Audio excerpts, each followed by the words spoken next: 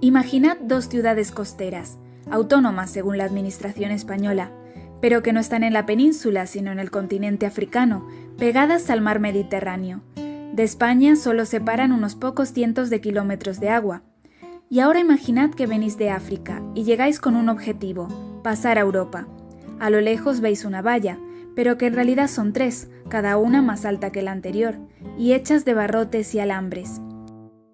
Estamos en la frontera sur, ya sea en Ceuta o en Melilla. Aquí la Unión Europea, España y Marruecos ponen una gran atención y sobre todo dinero en el control fronterizo. Seguramente lo sabréis por las noticias que hayáis visto, las pateras, los saltos a las vallas, los debates políticos, y todo gira en torno a un tema crucial, la inmigración. Pero ¿cómo se cuentan estas historias sobre personas inmigrantes? ¿Coinciden con la realidad?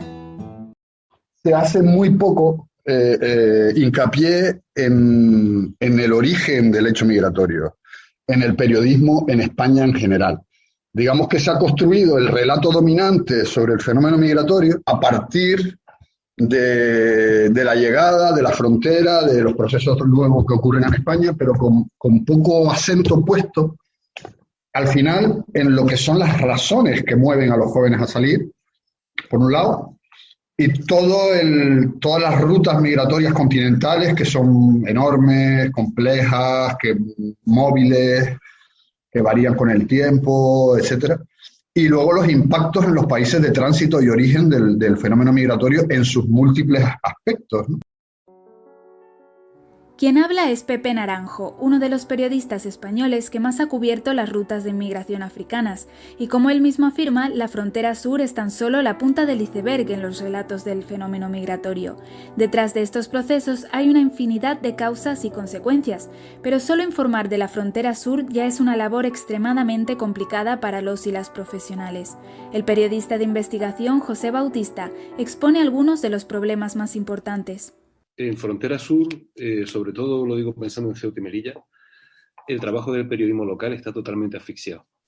Hay unos pequeños oligopolios muy cercanos al poder político, que viven de subvenciones del poder político y que acallan con mucha contundencia cualquier voz disidente. Esta represión se refleja sobre todo en la prensa local, que es la que suele destapar los asuntos más turbios. Además, los cuerpos de seguridad del Estado mantienen alejados a los y las informadoras de las zonas de rescate y controles fronterizos. Esto impide que contacten con las propias personas migrantes y, por tanto, hace que la mayoría de las noticias que nos lleguen sean notas de prensa o teletipos de agencias como Europa Press o EFE, normalmente elaboradas desde Madrid con datos de fuentes oficiales como los delegados de gobierno, la policía o la Guardia Civil. Sergio Rodrigo, periodista en la Frontera Sur y creador de la productora Entre Fronteras, recalca la importancia que tienen en estos momentos las redacciones de medios locales. Las redacciones de los medios locales, que son importantísimos para contar los procesos migratorios en sus municipios, te hablo de Málaga, de Almería, de Motril, de Algeciras, de la propia Arguineguín.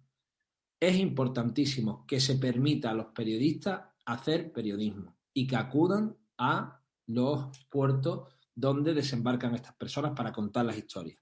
No puede ser que no haya periodistas en los puertos, que los periodistas estén en sus redacciones tratando de hacer o de recopilar datos a través de fuentes oficiales y no de la fuente principal de la noticia.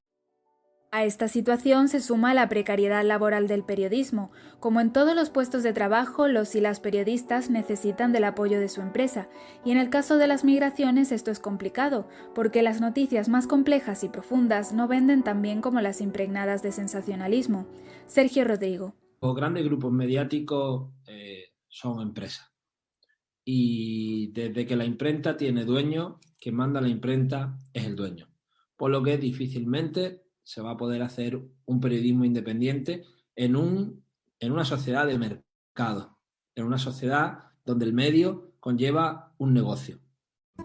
La independencia económica es esencial, pero incluso los periodistas que trabajan por cuenta propia encuentran grandes dificultades para acceder a las fuentes de información. Mientras realizaba su investigación en la Frontera Sur, José Bautista fue consciente de algo muy relevante. Hay otro problemón también. Al ser y sobre todo pensando en Ceuta y Melilla, al ser dos sitios relativamente pequeños, la gente se conoce. Y son dos sitios donde mucha gente, Melilla más del 50% de la población activa, se dedica al sector público. Dependen de la consejería X o de una empresa pública. Para estas personas, hablar y salir en un medio o hablar con un periodista y dar información es muy comprometedor. La desconfianza de las fuentes informativas, por tanto, limita mucho las partes de la historia a las que se puede acceder. ¿Qué tipo de relatos darán como resultado todas estas dificultades en las fronteras?